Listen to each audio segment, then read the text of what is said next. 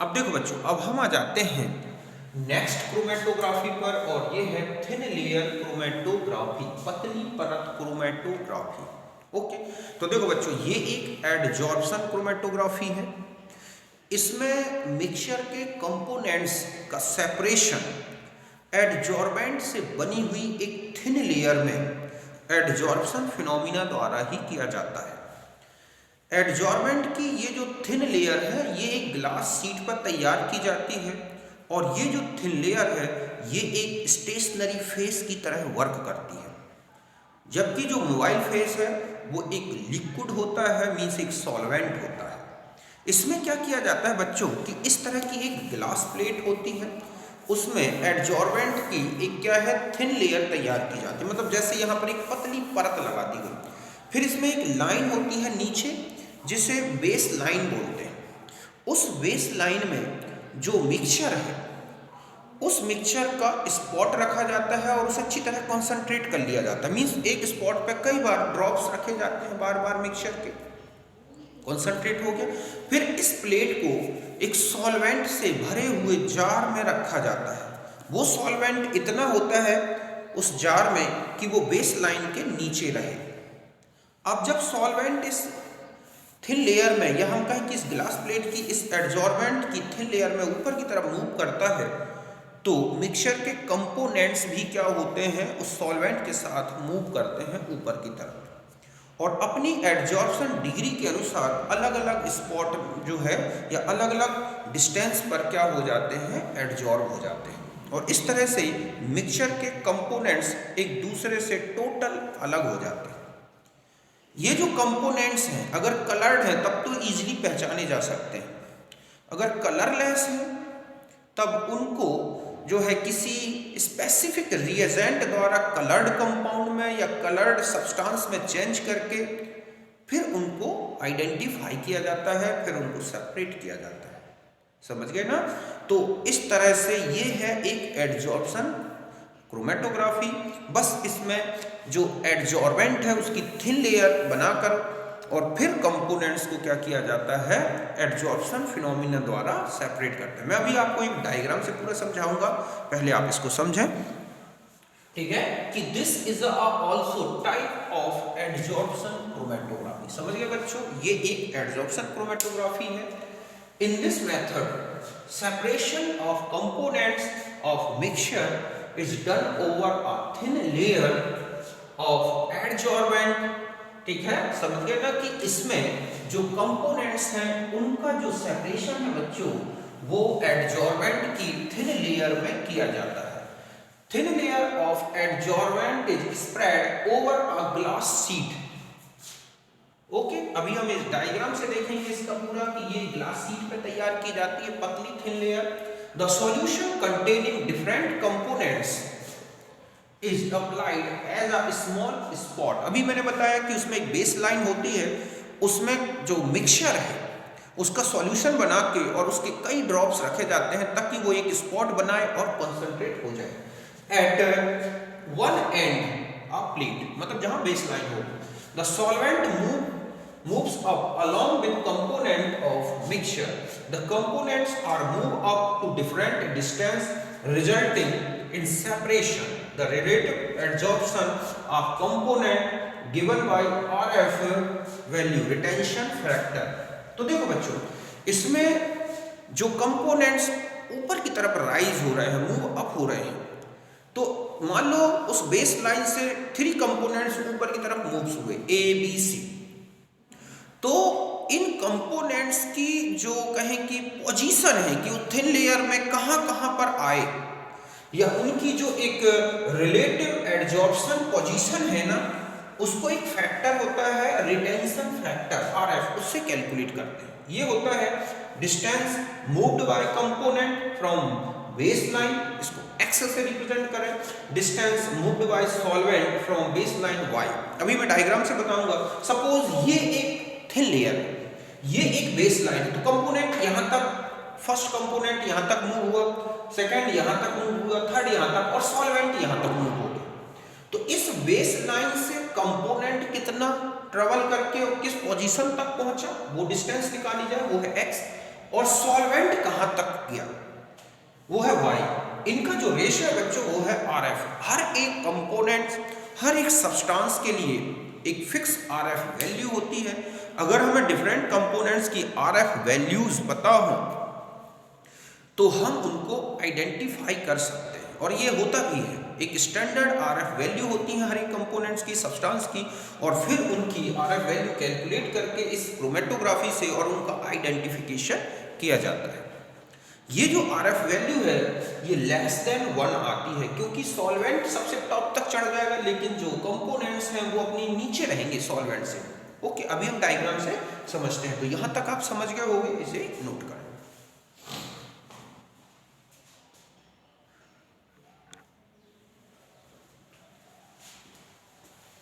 अब देखो बच्चों, अभी मैंने आपको थिन लेयर क्रोमेटोग्राफी बताई, पतली परत क्रोमेटोग्राफी। ओके, तो देखो बच्चों, ये जो क्रोमेटोग्राफी है ये एक अधिशोषण क्रोमेटोग्राफी का ही एक प्रकार है।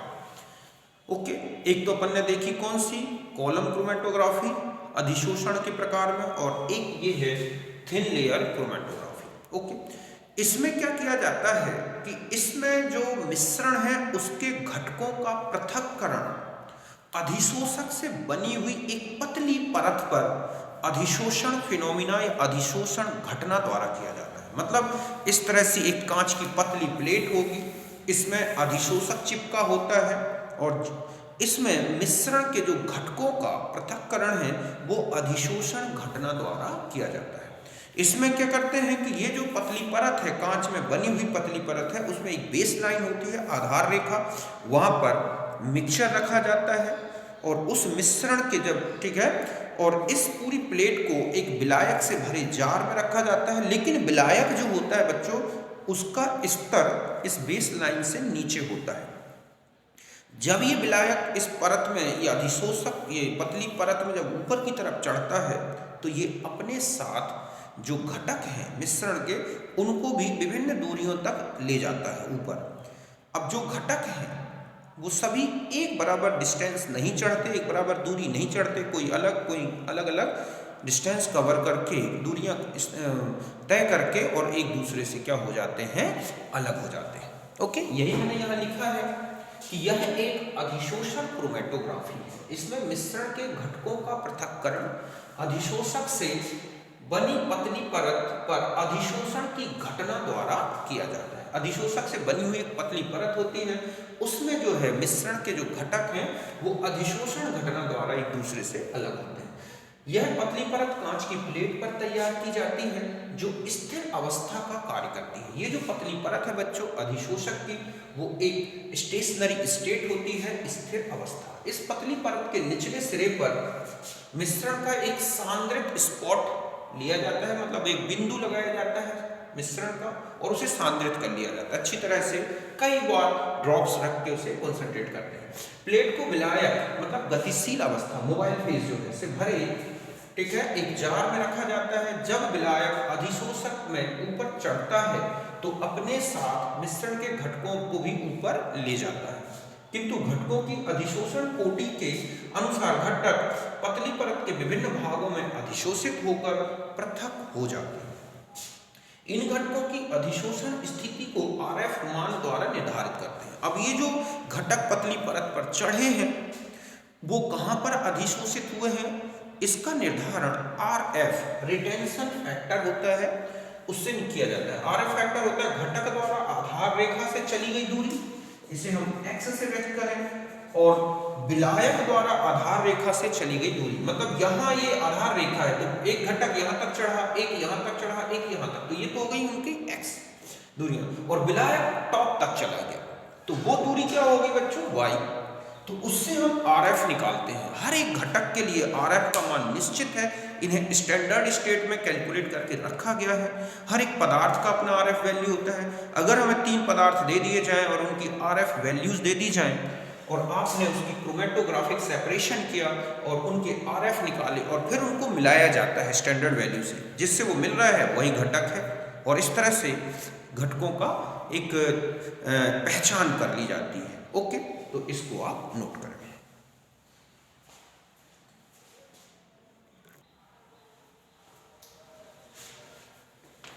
अब देखो बच्चों, ये है थिन लेयर क्रोमेटोग्राफी। ये है एक ग्लास शीट, ओके, और इसके ऊपर ये आप जो इस तरह से डॉट डॉट करके लगा रखे हैं, ये एक थिन लेयर होती है एडजॉर्बेंट की, ओके, जैसे सिलिका जेल, एल्यूमिना जेल, इस तरह का सब्सटेंस होता है, उसकी एक थिन लेयर लगा दी जाती है। ये जो थिन लेयर है ये किसकी तरह वर्क करती है बच्चों? स्टेशनरी स्टेट, ठीक है, स्टेशनरी फेस। जबकि यहां जो ये सॉल्वेंट भरा हुआ है, ठीक है बच्चों, ये क्या है? Mobile face. समझ गए ना कि ये विलायक है और विलायक किसकी तरह? गतिशील अवस्था, ओके। ये क्या है बच्चों? एक गतिशील अवस्था। जबकि ये क्या है बच्चों? स्थिर प्रावस्था। ये यहां पर एक लाइन बनाई जाती है जिसे बोलते हैं बेस लाइन, आधार रेखा, ओके। और यहाँ पर जो मिक्सचर जिसके कंपोनेंट्स का हमें सेपरेशन करना है, उसका एक स्पॉट लगाया जाता है जो सांद्रित रहता है, कॉन्सेंट्रेटेड रहता है, और इस तरह से इसको अच्छी तरह से ढक दिया जाता है, ठीक है। ये एक कार्डबोर्ड होता है ताकि इसमें किसी प्रकार से विलायक बाहर न जाए।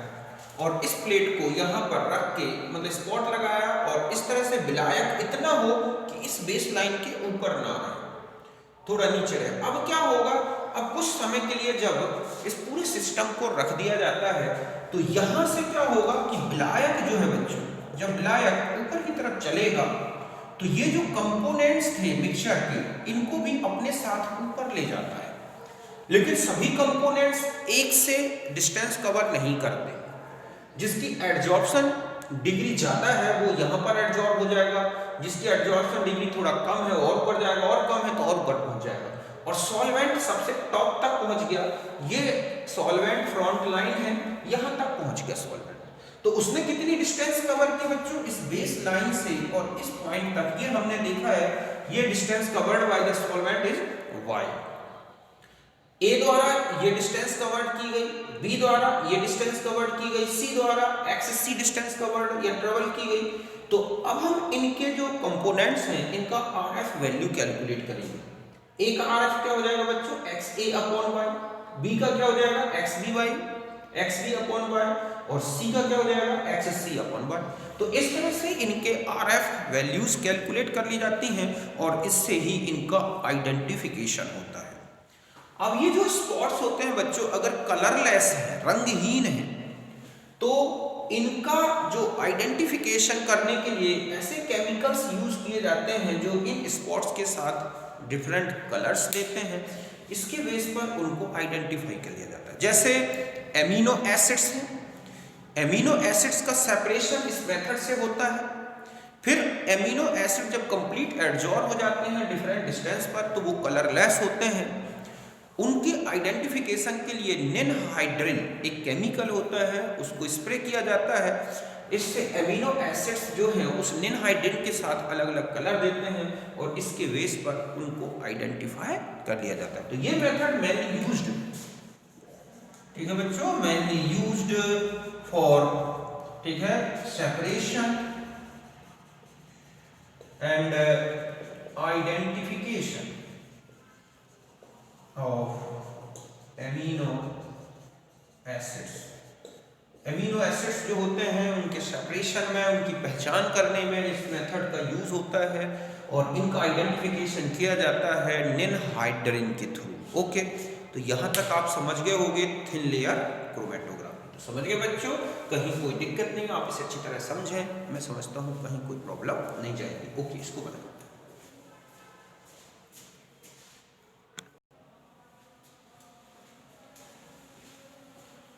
अब देखो बच्चों, अब हम आ जाते हैं नेक्स्ट क्रोमेटोग्राफी और ये है पार्टीशन क्रोमेटोग्राफी। तो मैंने कल ही आपको इस वीडियो में बताया था कि पार्टीशन क्रोमेटोग्राफी में जो स्टेशनरी फेस है और जो मोबाइल फेस है दोनों लिक्विड्स होती हैं।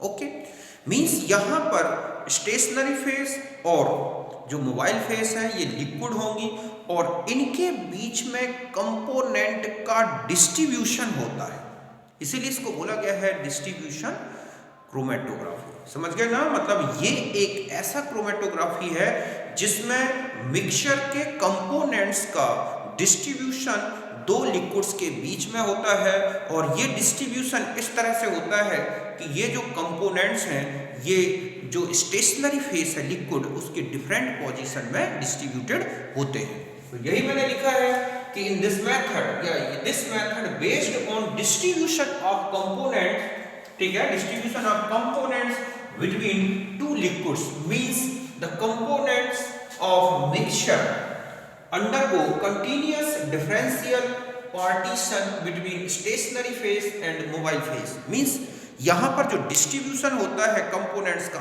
वो दो लिक्विड्स के बीच में एक ही पोजीशन में नहीं होता, ये डिफरेंशियल डिस्ट्रीब्यूशन होता है। डिफरेंशियल डिस्ट्रीब्यूशन का मींस अलग अलग पोजीशन में, कि एक लिक्विड जब दूसरे लिक्विड में राइज करता है तो जो कंपोनेंट्स हैं एक अलग पोजीशन में, दूसरा अलग पोजीशन में, तीसरा अलग पोजीशन में, इस तरह से डिस्ट्रीब्यूटेड हो जाते हैं। बिल्कुल सेम थिन लेयर क्रोमेटोग्राफी जैसा ही है बच्चों, बस उसमें थिन लेयर में जो हमने देखा था स्टेशनरी फेस वो सॉलिड थी, यहाँ पर क्या होगी लिक्विड, और जो कंपोनेंट्स होते हैं वो एक लिक्विड के थ्रू जब दूसरे लिक्विड में चलते हैं तो वो अपनी एड्जॉर्प्शन कैपेसिटी या डिस्ट्रीब्यूशन कैपेसिटी इसके अनुसार अलग अलग पोजीशन में एब्जॉर्ब हो जाते हैं और इस तरह से एक दूसरे से सेपरेट हो जाते हैं।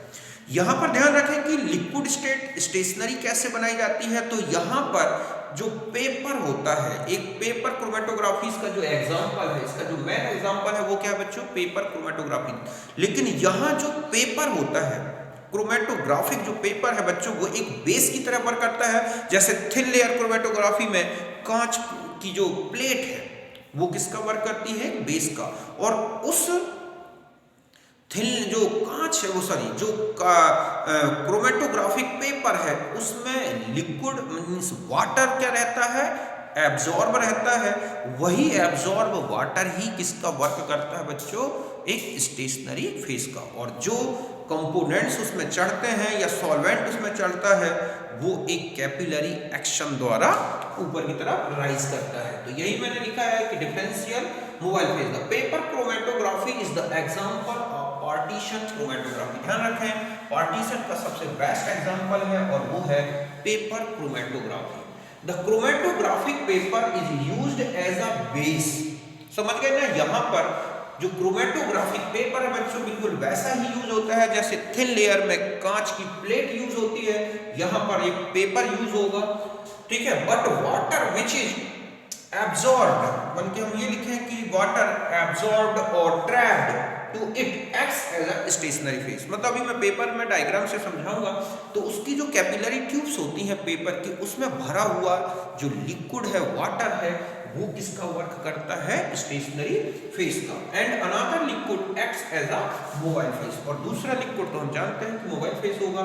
इन this method mixture of components okay applied as a spot in base line, एक बेस लाइन बिल्कुल वैसी ही बेस लाइन जैसे थिन लेयर में होती है, लाइन लगाई जाती है और वहां पर मिक्सचर का स्पॉट रखते हैं और इस प्लेट को, पेपर को, या हम ये कहें कि नाउ, ठीक है, the paper is capped in solvent and the solvent moves up along with components and separated components, ठीक है, separates component according to their degree of adsorption या absorption भी बोल सकते हैं, डिग्री ऑफ absorption। ये कहाँ कहाँ एब्जॉर्ब हो जाते हैं और इस तरह से वो डिस्ट्रीब्यूट होके अलग हो जाते हैं। बिल्कुल सेम वही है बच्चों थिन लेयर क्रोमेटोग्राफी, बस इसमें अंतर इतना है कि प्लेट की जगह एक क्रोमेटोग्राफिक पेपर लगाया जाता है, बाकी पूरी मेथड सेम वही है। मैं डायग्राम से आपको समझाता हूं, ओके, पहले आप इसे नोट करें।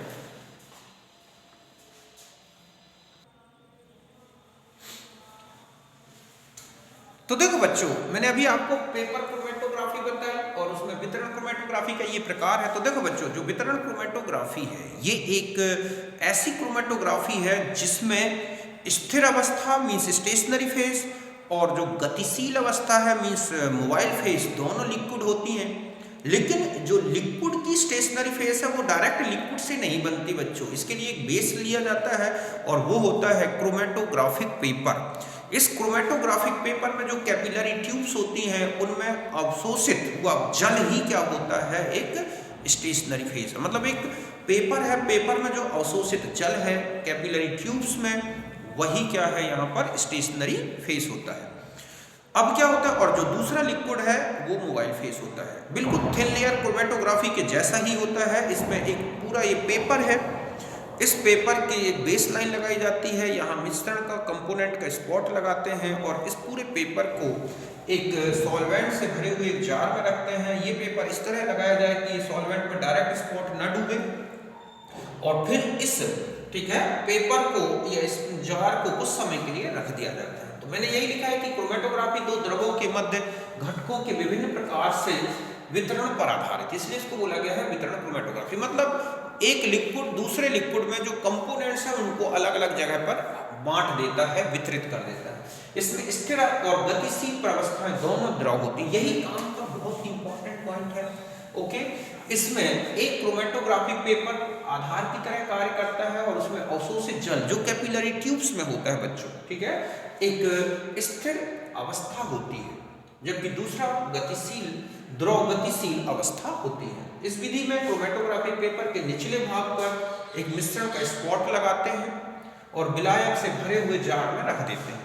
इससे विलायक जब पेपर में चढ़ता है तो अपने साथ घटकों को भी पेपर के विभिन्न भागों पर वितरित करके पृथक कर देता है। मतलब ये है एक पूरा जार, ये लगा हुआ है क्रोमेटोग्राफिक पेपर, यहाँ स्पॉट लगा देते हैं मिक्सचर का और ये है सॉल्वेंट, पूरे सिस्टम को अच्छी तरह ढक के और रख देते हैं।